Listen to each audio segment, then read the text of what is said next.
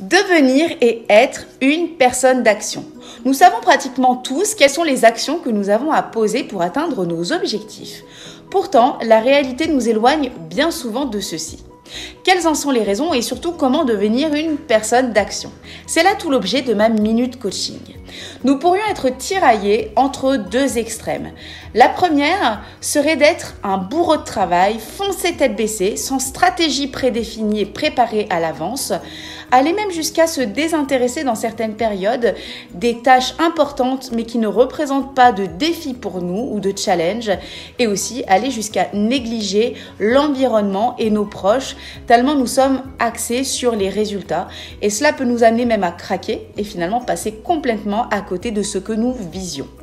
L'autre extrême, c'est d'être tellement dans la stratégie, dans l'extrême préparation, que nous pouvons passer à côté d'opportunités. La rigueur et le sérieux sont de belles qualités, mais lorsqu'on est trop perfectionniste, on va être parfois trop aussi méthodique et trop rigoureux dans les étapes qui vont nous éloigner de la saisie de certaines opportunités et surtout de la prise de risque qui s'apparente avec le passage à l'acte. Et cela aussi peut nous éloigner de notre motivation et nous amener à craquer parce qu'on est réellement dans une action continue, mais une action qui n'est pas efficace et qui nous retient de l'atteinte de nos résultats. Alors, qu'est-ce que ça signifie être une personne d'action ?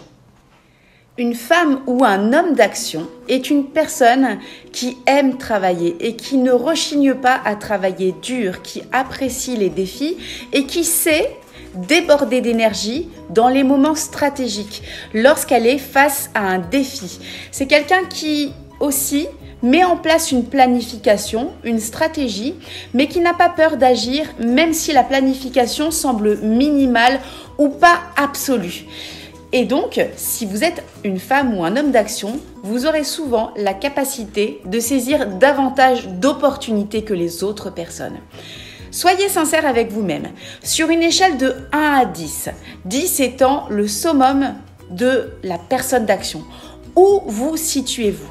Et demandez-vous, que me faut-il pour gagner aujourd'hui un point de plus?